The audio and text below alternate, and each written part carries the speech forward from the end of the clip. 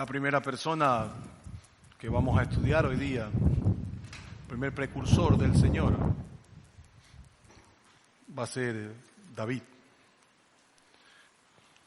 Y vamos a mirar su vida, lo que hizo bien, lo que hizo mal.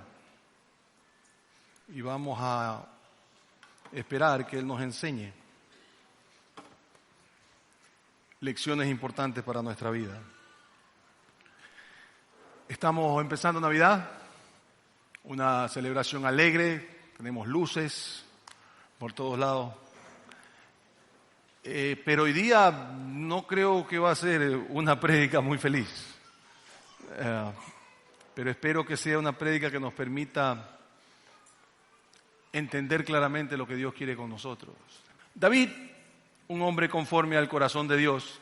La historia de él está en el libro de Samuel.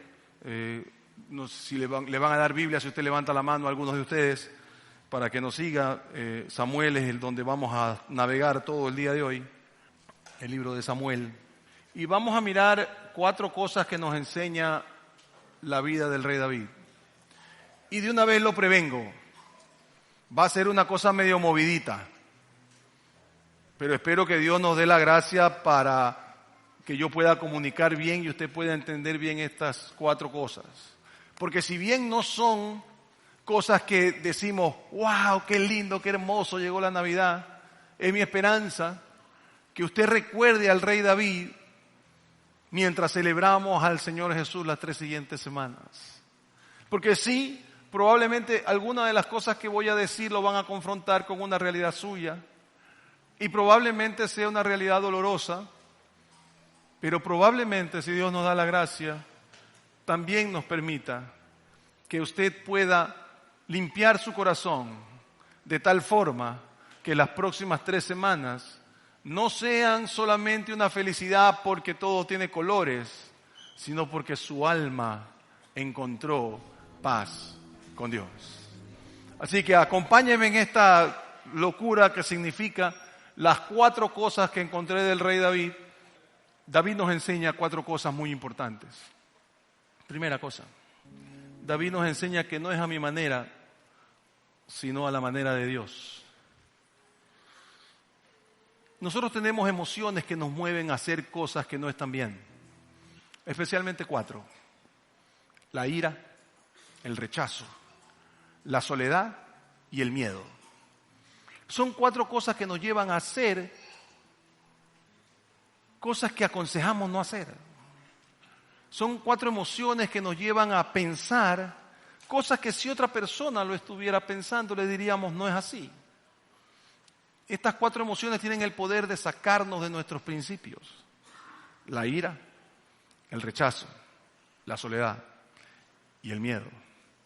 Y es que si no hubiera sido por esas 4 emociones, no te sentirías rechazado y no sentirías que no puedes seguir. Es como cuando tú estás en una canoa, no te dicen en una canoa, por favor, siéntese en el centro. Pero usted siente que la canoa se mueve y su principal intento es agarrar el bote de un costado para no caerse. Y lo único que consigue es voltearse. Cuando sientes que algo tienes que controlar en tu vida por estas emociones, porque tienes cosas malas, estás cansado de sentirte rechazado solo, tomarás decisiones terribles. Ahí fue cuando tomaste esa decisión financiera que todavía quisieras nunca haberla tomado. O cuando consigues a esa persona que es aunque sea cristiano. No estoy enamorado, pero aunque sea, tiene plata. ¿No? Y empiezas a tomar decisiones por el miedo de sentirte solo. El rey David llega a un momento como ese. Y llega en un momento impresionante. David ha matado a Goliat. El rey le ha dado a su hija en matrimonio todo lo que quiere. Y cuando entra a Jerusalén, la palabra es, Saúl ha matado a miles, pero David a miles de millares. Y empieza David a tener una preeminencia que pone celoso a Saúl. Saúl se da cuenta que a menos que mate a David, su nombre quedará hundido en la historia, porque no será Jonatán, su hijo, su descendiente, sino David. Y decide matarlo. Curiosamente, es Jonatán, el mejor amigo de David, quien le dice a él, corre. Y David corre con lo que tiene puesto. Se olvida de dónde Dios lo puso. Y dado que lo están rechazando, dado que lo están persiguiendo, dado que tiene miedo, dado que siente que Dios no está haciendo nada, decide tomar las cosas por su propia mano y correr. Y cuando nosotros nos encontramos a David en 1 Samuel capítulo 21, lo encontramos en un pueblo llamado Gad. Y solamente quiero leerle los primeros 2 versos para que usted vea qué nos enseña David. Y dice, vino David a Nob, al sacerdote Ahimelech, y se sorprendió Ahimelech de que su encuentro y le dijo, ¿cómo vienes tú solo y nadie contigo? David siempre andaba con gente, era un hombre importante, andaba con sus soldados, andaba con guardaespaldas, nunca estaba solo. Sin embargo, ahora está solo. Responde David al sacerdote Ahimelech, el rey me encomendó un asunto y me dijo, nadie sepa cosa alguna del asunto a que te envió y lo que te ha encomendado, y yo le señalé a los criados un cierto lugar. ¿Qué es lo que hace David? David corre, se siente perseguido, siente que su padre lo ha abandonado y hace las cosas a su manera. Como tú no me estás defendiendo, yo voy a mentir. Como tú no estás haciendo nada, yo voy a hacer las cosas a mi manera. Voy a agarrar la canoa por la esquina. Y David decide que su mejor decisión es mentir. Miente, Ahimelech lo ayuda, le entrega panes para que coma y David se va por su camino. En ese mismo tiempo, o poco después, el rey Saúl está comiendo con su gente y dice, yo le voy a dar todo el ganado y tierra a quien me diga dónde está mi archienemigo, David. Y un señor levanta la mano y dice, yo sé dónde está. Está en Gad. Saúl, ni corto ni perezoso, coge su caballo, su ejército y sale en persecución de David. Encuentra a Ahimelech y lo coge del pescuezo. Tú has ayudado a David. Y el sacerdote dice, claro, pues, si es tu protegido. No, es mi enemigo. Él no me dijo eso. ¿En qué terminó la mentira de David? Saúl mató a cuanto hombre había en ese pueblo. Uno solo se salva. Y sale corriendo donde David, y si usted mira más adelante en el capítulo 22, dice el verso 21, y Abiatar dio aviso a David de cómo Saúl había dado muerte a los sacerdotes de Jehová. Y dijo David a Abiatar, yo sabía que estando allí aquel día, Doeg el edomita lo había de hacer saber a Saúl. Yo he ocasionado la muerte a todas las personas de la casa de tu padre. ¿Qué es lo que aprendió David? Lo que aprendió David fue que, o debió haber aprendido, es que lo que Dios puede empezar, Dios puede mantener. Y es lo que nos olvidamos nosotros. La mentira de David causó la muerte de un montón de personas. ¿Pero por qué? Porque David no se acordó que cuando a él lo nombraron rey, ni su papá se acordó de él. No sé si usted sabe la historia, pero recibe Samuel la misión de ir a ver al descendiente. Y entonces le dice al papá, que se llamaba Isaí, gracias, yo soy malo para los nombres, le dice, tráeme a todos tus hijos. Isaí trae a todos los hijos.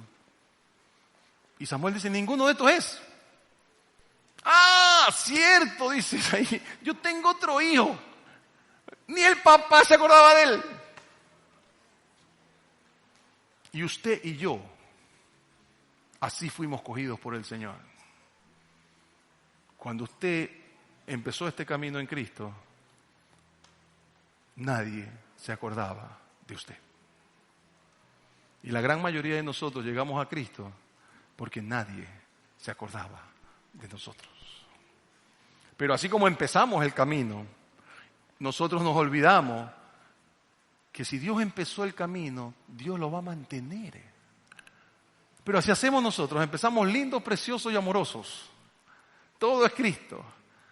De repente, Dios no contesta a la velocidad que yo quiero y digo, Señor, para. Tú no vas a hacer nada, así que ahora lo vamos a hacer a mi manera.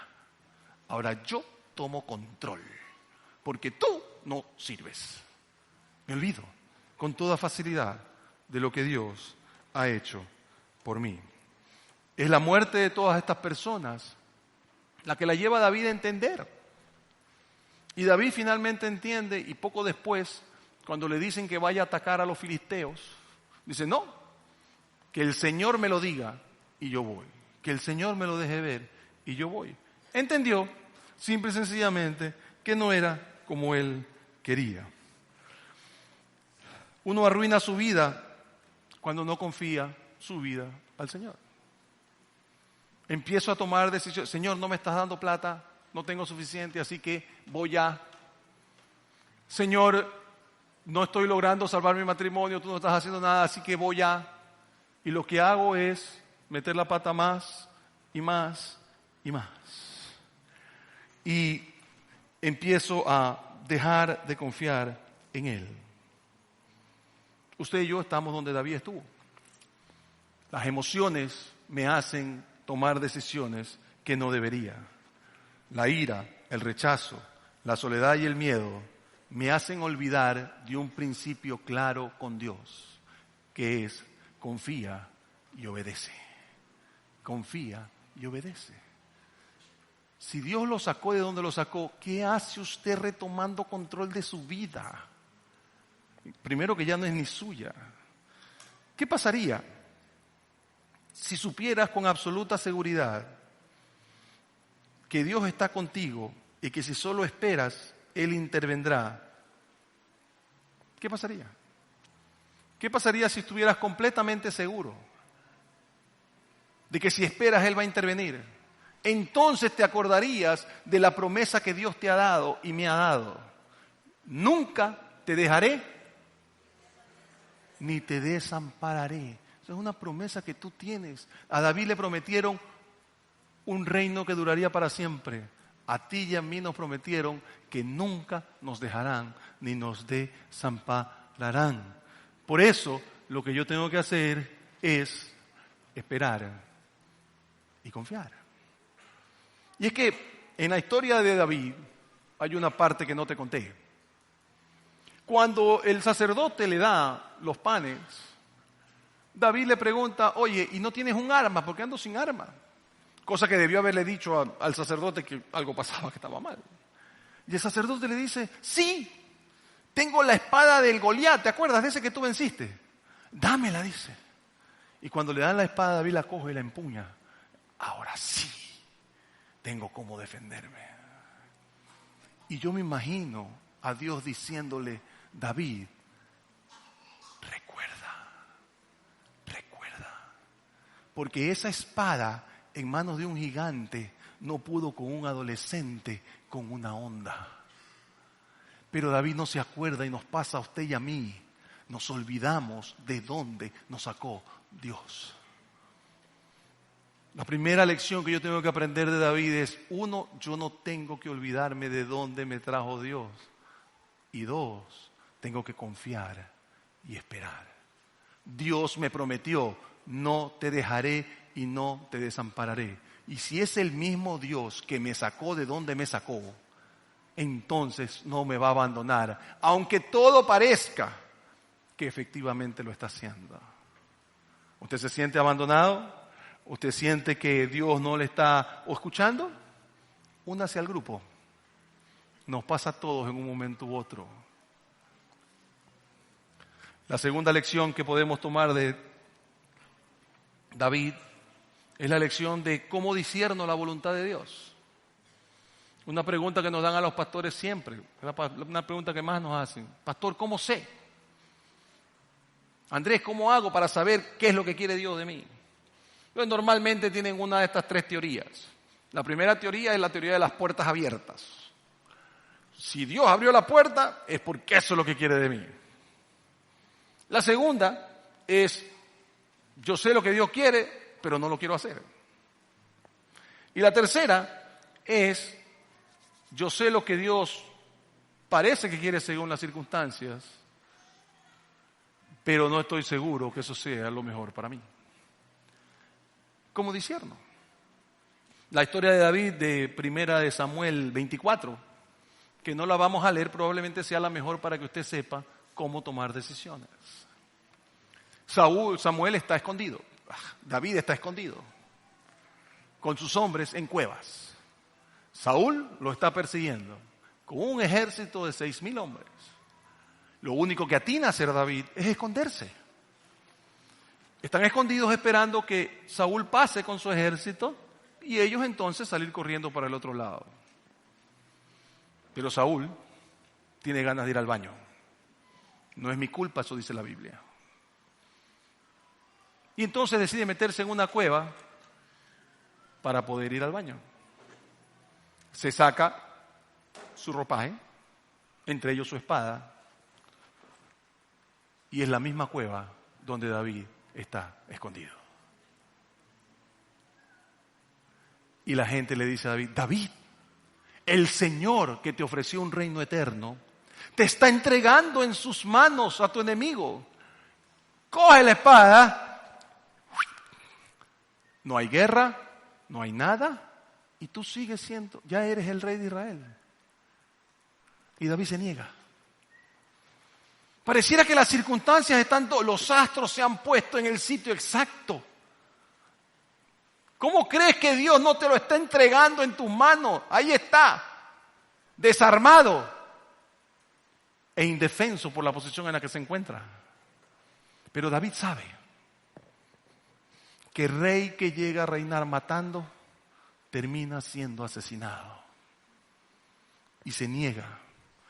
Y él dice, no, si Dios puso a este hombre como su ungido, que Dios lo saque. Y nos enseña tres cosas supremamente importantes. Número 1, nos enseña que cuando usted va a tomar una decisión, lo primero que tiene que ver es la ley de Dios.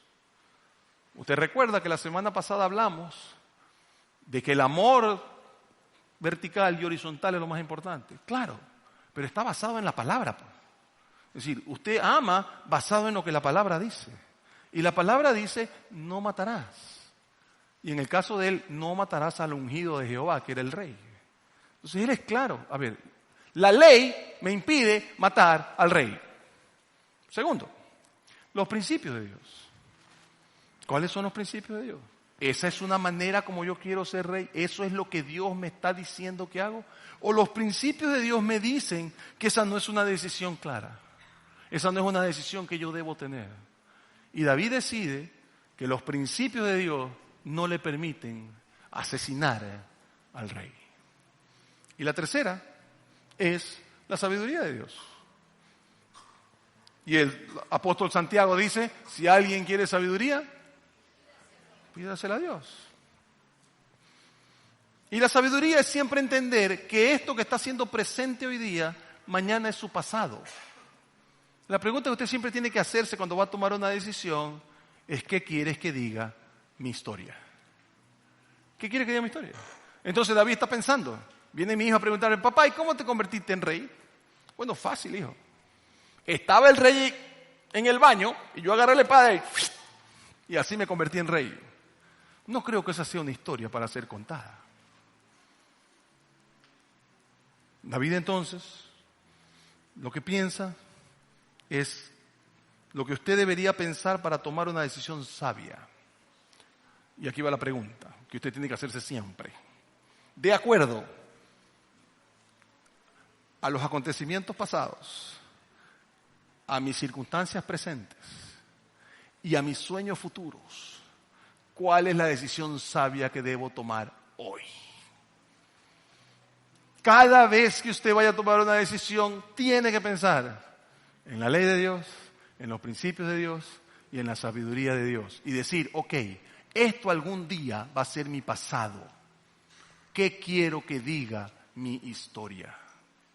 Así se toman las decisiones, no porque la puerta está abierta o porque la puerta está cerrada. La tercera lección que nos da David es la lección que tiene que ver con no esconder nuestro pecado. Hay dos historias que todo el mundo conoce de David. Cuando éramos niños, David y Goliat. Ahora que somos adultos, nos intriga David y Betsabé. Y le cuento la historia.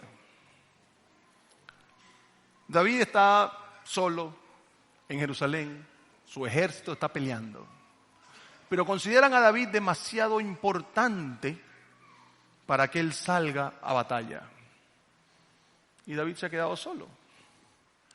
Entonces ahí vienen algunas lecciones, ¿no? No camines por el techo. No pongas un jacuzzi en el techo. David empieza a caminar y ve a la mujer de su amigo y capitán, Urías.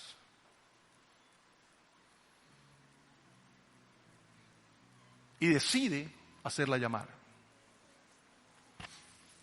Tienen relaciones. Y seguramente después de haberlas tenido, David dijo, qué bruto que soy, ¿qué estoy haciendo? Esta es la mujer de mi amigo. Y probablemente Betsabé dijo, ¿qué estoy haciendo? Pero Señor, era el rey, ¿cómo le digo que no? Ni modo, no lo haremos más. Y se van cada uno por su camino, pensando que el pecado no tendrá consecuencias. Pero pronto viene esa llamada de teléfono terrible. Esa que uno nunca espera porque uno espera que los pecados no tengan consecuencias. Estoy encinta. ¿Y ahora qué hacemos? Porque la pena por adulterio en esa época era la muerte. ¿Cómo un rey le va a decir a sus súbditos, mátame porque cometí adulterio? Cuando el rey es el juez, porque en esa época el juez y el rey eran la misma persona. Entonces David decide que él es suficientemente astuto, suficientemente inteligente, suficientemente poderoso y suficientemente rico para esconder su pecado. Y entonces no tendrá consecuencia. Entonces idea el plan A. Plan A, trae a Urías. Urías, ¿cómo va la guerra? Excelentemente, pues, ¿cómo más va a ir si nosotros somos el ejército de Dios? Ah, qué chévere. Bueno, eso nomás quería saber. ¿Puedes, por favor, ya que estás aquí, ándate a tu casa y estate con tu mujer? En la esperanza de que después poder decir que el hijo era de Urías. Se levanta David al día siguiente pensando que ha logrado tapar su pecado. Solo para encontrarlo a Urías durmiendo con los sirvientes. ¿Y Urías qué pasó? Pastor, David, disculpe.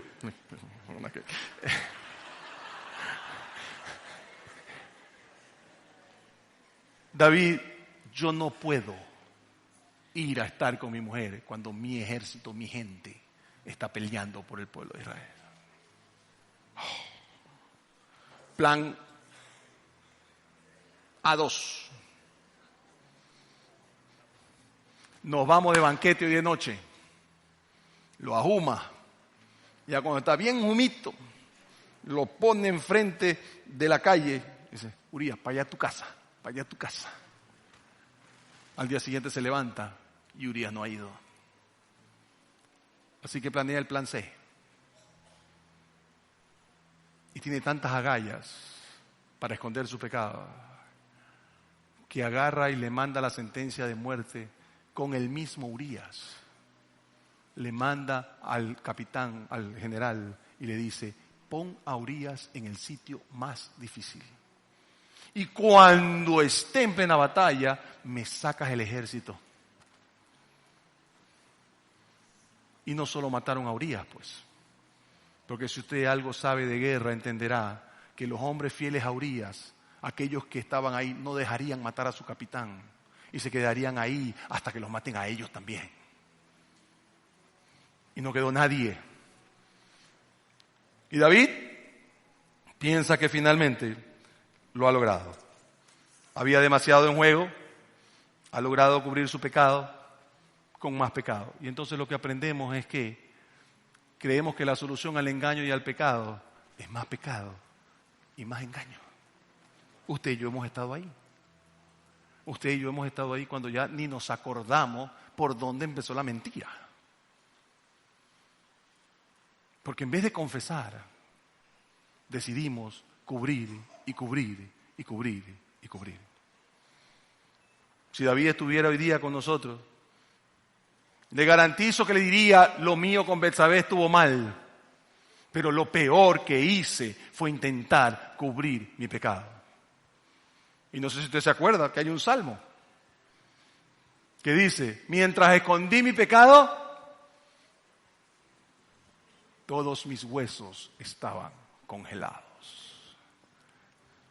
No es exactamente así, pero parecido. David pierde todo por no confesar. Pierde su relación con Dios. Y nosotros nos pasa lo mismo.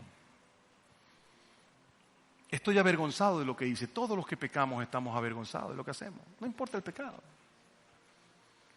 Y yo no quiero que tú sepas porque yo quiero que me ames, no quiero que me rechaces. Y si sabes quién soy, tal vez me rechaces. Entonces te escondo mi hábito. Te escondo ese hábito que tal vez hasta mi mujer conoce, pero con las completas. Pero tú no lo ves. Y yo no te permito amarme por lo que soy, sino por lo que tú crees que soy. Pero es que estoy seguro que si tú conocieras cómo soy por dentro, me rechazarías. Y entonces cubro un pecado con otro. No importa lo que esté cubriendo y si no te cogen, hay un alto precio relacional por esconder las cosas. ¿Usted sabe por qué cogen a los asesinos en serie? Principalmente los cogen porque empiezan a hacer cosas increíbles para que los cojan porque no pueden soportar seguir haciéndolo. Y es lo mismo que pasa cuando nosotros cubrimos nuestro pecado. Te separas de Dios, que aparte lo sabe, y te empiezas a separar de aquel contra el que cometiste el pecado.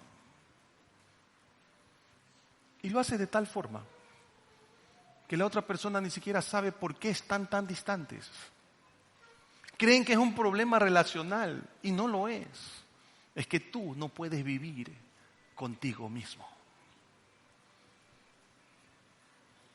Si David estuviera aquí, nos diría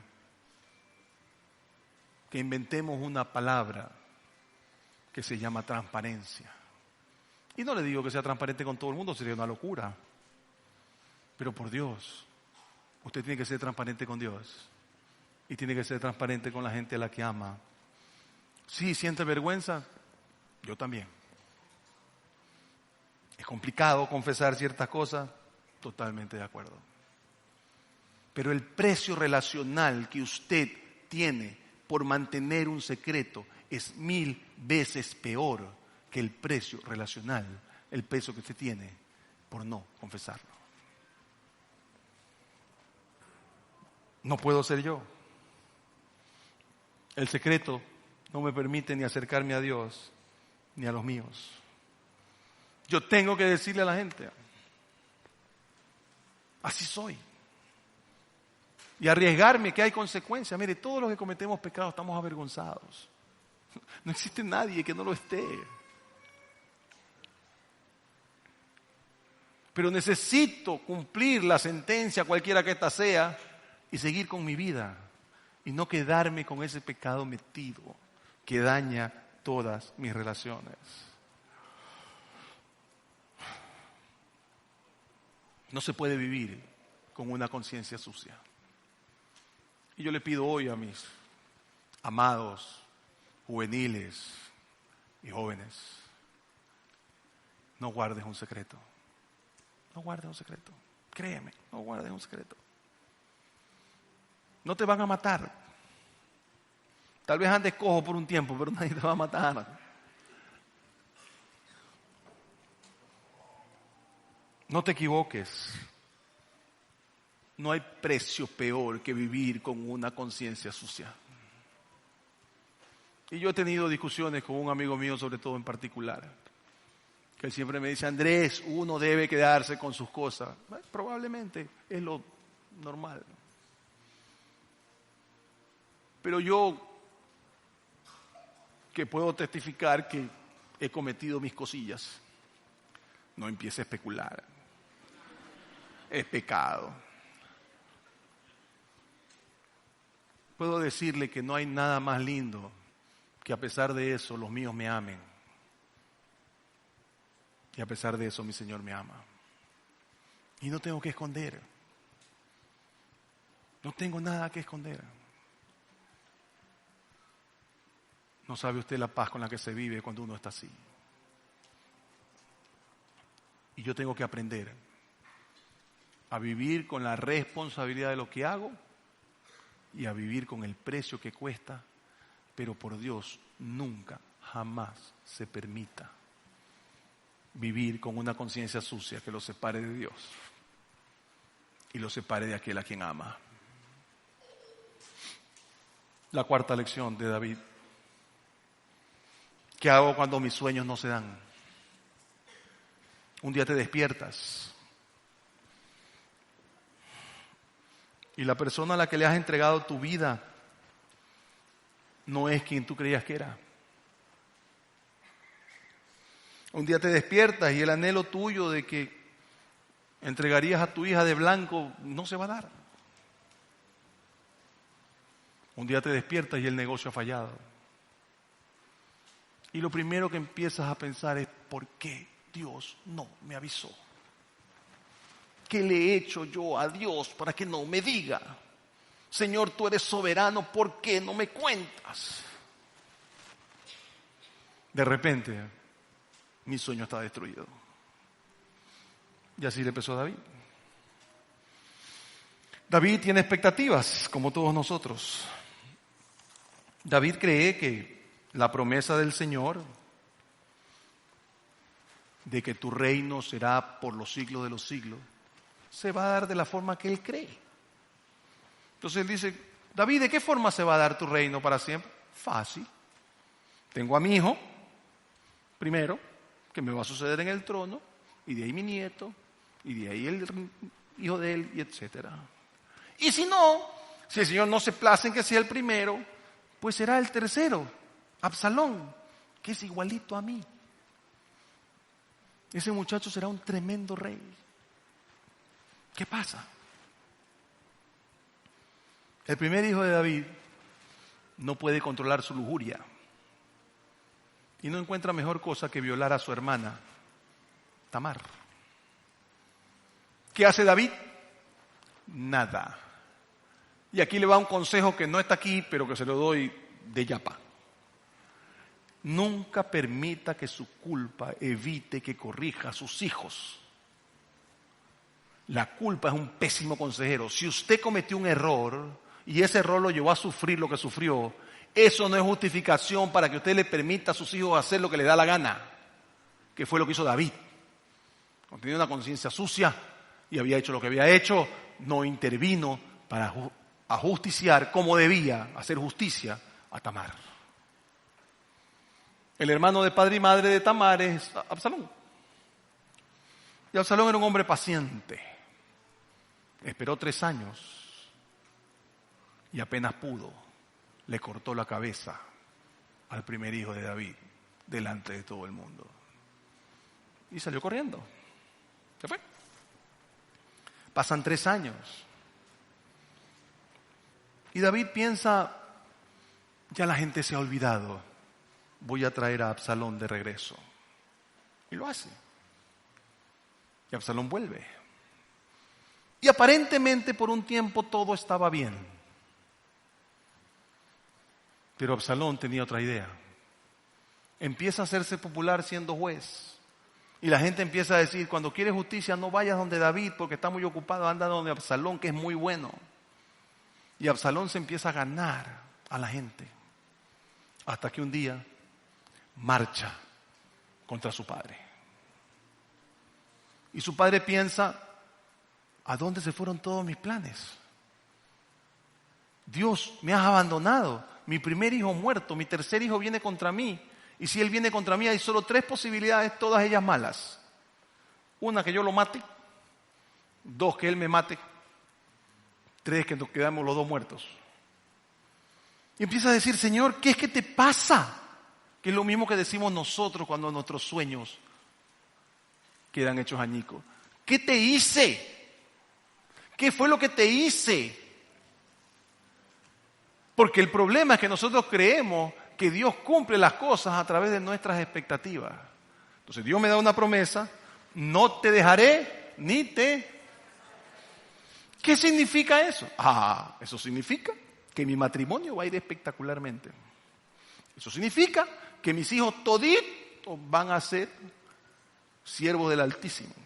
Eso significa que nunca va a faltar pan en mi casa. Yo no voy a ser millonario, pero nunca va a faltar pan en mi casa. Eso es lo que usted interpreta de la promesa, no lo que la promesa dice. Y usted permite que sus expectativas le dejen ver que Dios no es real. ¿Por qué? Porque usted tiene que sopesar siempre 2 cosas. Lo que usted quiere que suceda contra la soberanía de Dios. Y la soberanía de Dios le va a dar lo que le prometió, pero no de la forma que usted quiere. Es que Andrés, tú no entiendes. Yo lo dejé todo por él. 2, 3 años de mi vida. ¿Cómo Dios me puede hacer esto? Yo me esforcé en ese matrimonio, Andrés, le di todo a mi esposa. Solo para que se mande a cambiar y me deje botado por otro. ¿Por qué Dios no hizo algo? ¿Dónde está el no te dejaré ni te desampararé? ¿Dónde está? David, no quedándole otra opción, decide coger sus mulas y salir corriendo de Jerusalén para no enfrentar a su hijo. Y dice la Biblia que mientras ellos salían la gente lloraba. La gente lloraba. Y quiero llevarlo un ratito ahí. Es 2 de Samuel, capítulo 15. Déjeme ver. Sí. Y el verso 23 dice, todo el país lloró en alta voz. Pasó luego toda la gente el torrente de Cedrón, asimismo pasó el rey. Todo el pueblo puso camino que va al desierto. Y aquí también iba Sadoc y con él todos los levitas que llevaban el arca del pacto de Dios y asentaron el acta del pacto de Dios. Y subió Abiatar, después de todo el pueblo hubo acabado de salir de la ciudad. ¿Qué es lo que hicieron? Se llevaron la caja donde Dios habitaba. Había una caja donde Dios habitaba. Esa caja se la fueron llevando. ¿Por qué? Porque resulta ser que hasta ese momento todo el que tenía la caja ganaba las batallas. Incluso en un momento los filisteos la tuvieron y los filisteos empezaron a ganar. En otro momento la caja quedó en un campo y en ese campo empezaron a crecer las cosas pero como loco. Quien tenía el arca del pacto ganaba. Y David se da cuenta que está intentando forzar a Jehová a bendecirlo. Que está intentando aún ahorita manipular las cosas para que sean a su favor. Y esto es lo que dice David, verso siguiente. Dice, pero dijo el rey a Sadoc, vuelve el arca de Dios a la ciudad. Si yo hallara gracia ante los ojos de Jehová, él hará que vuelva y me dejará verla y su tabernáculo. Y si dijere, no me complazco en ti, aquí estoy. Haga de mí lo que a bien le pareciere. Y no es conformismo, no es fatalismo, es entender lo que debemos entender, que finalmente es la soberanía de Dios la que maneja nuestra vida. Y Él quiere lo mejor para mí, aunque tenga que a veces aprenderlo a precio de nada agradable. Pero Él está ahí. Y David aquí nos enseña 3 cosas muy importantes. Número 1, Él evitó que su fe en Dios no dependía de las expectativas que él tenía. Señor, yo tenía expectativas de que sea Absalón rey y no es así. Pero ¿sabes qué? Yo voy a creer en ti de todas formas. Yo voy a creer en ti de todas formas. Porque no tienes por qué cumplir mis expectativas para yo entender que tú eres el Dios que me ofreciste, que no me dejarás ni me desampararás. Segundo, que su fe en Dios no dependía de cómo y cuándo Él cumpliría sus promesas. ¿Cómo nos encanta a nosotros eso? ¿Cuándo quiere? Ahorita. Una cosa que usted nunca le pide al Señor es cuándo. ¿Cuándo lo decide Él? El cuándo solo lo sabe Él. Usted lo que hace es confiar en sus promesas, porque recuerde de dónde lo sacó. Hay esa canción, ¿no? De Jesús Adrián Romero, creo que es. ¿Qué sería de mí si no te hubiera alcanzado? Andaría sin rumbo, sin dirección. Si no está Jehová, ¿quién pues? ¿Qué pues? Ya no hay más a dónde ir. Y la tercera cosa que él hace es que no trató de forzar la situación. Devuelve el arca. Si Dios quiere que yo siga siendo rey, pues lo hará. Y si quiere sacarme porque no he cumplido lo que debía, entonces esa es la voluntad de Él. Que Jehová haga su voluntad en mí. No es mi voluntad, es la suya.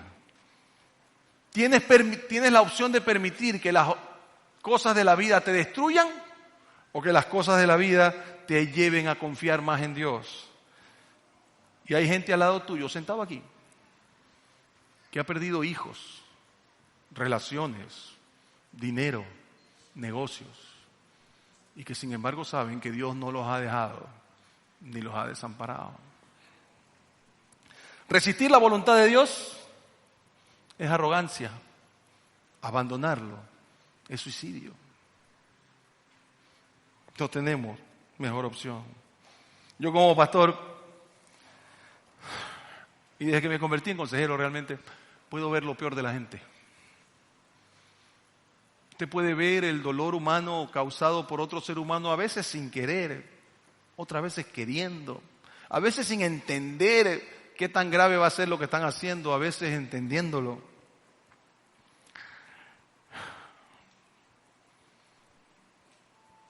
Pero todo lo que me pasa, aunque no sea agradable, viene de la mano de Dios y algún día entenderé por qué sucedió. ¿Me va a quitar eso el dolor? No.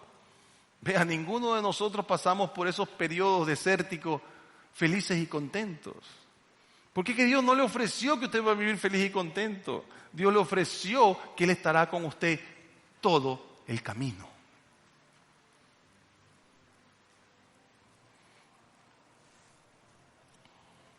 Dios lo ama y aunque no parezca, está con usted. Y yo sé que no parece, porque eso me ha pasado a mí también. Dios entonces nos deja ver 4 cosas. El Dios que vino a morir por mí en la vida de David me enseña que no es a mi manera, sino a la manera de Él. Que tengo que aprender a discernir la voluntad de Dios a través de sus principios, su palabra y su sabiduría. Que tengo que no esconder mi pecado. Y finalmente, que cuando mis sueños se hacen añicos, Él todavía está ahí. Ese Dios que nos deja ver todas estas cosas, murió por ti y por mí un día. Ese Dios que nos deja ver todas las cosas, en esta semana estamos celebrando su nacimiento. Ese Dios que nos deja ver todas estas cosas, nos deja ver en David lo siguiente. David se equivoca. David se arrepiente. David acepta la soberanía de Dios. David está dispuesto a cambiar. y por eso se convierte en un hombre conforme a la voluntad de Dios. Ninguno de nosotros seremos hombres y mujeres de Dios por no equivocarnos. Ninguno de nosotros seremos hombres y mujeres de Dios porque somos perfectos. Solo seremos hombres y mujeres de Dios cuando entendemos con claridad que equivocarme es parte de la vida, que debo arrepentirme y que debo vivir conforme a la soberanía de Dios. Y eso probablemente vale la celebración de Navidad. Eso con toda seguridad vale el decir, ok, Señor, quiero ser un hombre o una mujer conforme a tu voluntad. La vida entera vale la pena si es así. Lo que sufro vale la pena si es así. Lo que gozo vale la pena si es así. Así que yo le voy a pedir ahora que usted cierre sus ojos, porque le voy a entregar la promesa que Dios le hace a usted hoy día y que será la promesa que pase con usted toda la Navidad y Dios quiera después de ella. Así que cierre sus ojos. Después de esta promesa vamos a orar. Y esto es lo que Dios tiene para usted. Estoy seguro que ni la muerte, ni la vida, ni ángeles, ni principados, ni potestades, ni lo presente, ni lo porvenir, ni lo alto, ni lo profundo, ni ninguna otra cosa creada nos podrá separar del amor de Dios que es en Cristo Jesús, Señor nuestro. Permítame orar. Padre, te damos gracias por estas lecciones de David. David nos enseña completamente cosas tan pero tan importantes. Y hoy es día de empezar a aplicarlas. Señor, primero quiero orar por aquellas personas que no te conocen todavía. Te quiero pedir que cuando ellos ven esto y ven lo que es vivir para ti, se animen en días como hoy. Y si usted es una de esas personas que nunca le ha entregado su vida a Jesús y que hoy, al darse cuenta que no puede seguir escondido, dice: yo necesito el perdón de Dios en mi vida, yo le pido que repita esta oración sencilla detrás mío, que dice así: Señor Jesucristo, te pido perdón por vivir lejos de ti. Quiero aceptarte como mi Señor y mi Salvador. Y te quiero pedir que mores en mi corazón por siempre. Todos sigamos con los ojos cerrados, pero si usted hizo esta oración por primera vez en su vida, yo quisiera ver su mano. Si usted me la levanta, nadie más la va a ver sino yo. Si usted por primera vez le entregó su vida a Cristo, permítame conocerlo, permítame verlo, permítame entender que usted ha llegado a Él. Y los demás que quedamos aquí, vamos a orar por cada una de las cosas que hemos aprendido. Y si usted es una persona que siente más una verdad que otra, entonces ore conmigo especialmente por esa verdad. Y digámosle: Señor, Padre, te pido perdón por haber hecho las cosas a mi manera. ¿Cuántas veces, Padre, no he querido esperar en ti y me he dedicado a hacer las cosas como yo quería y mi vida se convirtió en un caos completo? Hoy te quiero pedir perdón por hacerlo. Y te quiero pedir, te quiero ofrecer que de ahora en adelante siempre esperaré y confiaré. Los otros que se identifican con la segunda cosa pueden orar conmigo y decir: Señor, yo pensé que decidir era esperar tus circunstancias. Y me he equivocado tanto, Señor. Pero hoy entiendo que a lo que debo ir es a tu palabra, a tus principios y a tu sabiduría. Y de ahora en adelante te ofrezco tomar decisiones de esa manera. Tomar decisiones entendiendo lo que tu palabra dice con claridad que es para nosotros. Si usted esconde o está escondiendo un pecado, le pido que ore conmigo y diga: Señor, tú lo sabes todo. Tú conoces que esto no me está permitiendo vivir. Pero, Señor, quiero tener algún momento la felicidad de que esto no aplaque mi corazón, destruya mi corazón como lo está haciendo. Y te confieso ese pecado primero a ti. Y te pido que tú me permitas en algún momento confesárselo a la persona que he dañado. Y que, entendiendo que tendrá consecuencias, también entiendo que de alguna manera tú permitirás que restauremos lo que he dañado. Y si usted está entre las personas que tienen destruidos sus sueños, ore conmigo y dígale: Señor, no entiendo lo que tú haces. No entiendo por qué no me mostraste esto antes. Mi vida está destrozada. No entiendo qué hacer. Pero, Señor, hoy día voy a decidir confiar en tu palabra que dice que nunca me dejarás ni me desampararás. Y entendiendo eso, voy a vivir de esa forma. Y sé que algún momento entenderé por qué tu soberanía es así. Pero mientras lo hago, Señor, permíteme quedarme en tus brazos, porque no quiero alejarme. Solo quiero estar contigo. Duele, Señor, duele muchísimo.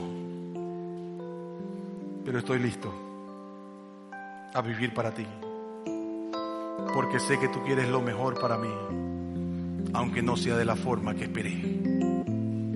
Y todos nosotros, Señor, te agradecemos por este tiempo. Alabamos tu santo nombre y te pedimos que nos hagas vivir una Navidad limpios, diáfanos, para que podamos entender con claridad la forma en que tú nos quieres bendecir, y que sea una celebración de aquellos que tienen un corazón humilde y humillado, pero que también tienen un corazón que no tiene nada que esconder. Gracias, Padre, en el nombre poderoso de Jesús. Amén y amén. Muchas gracias, mis hermanos. Los veo el otro domingo.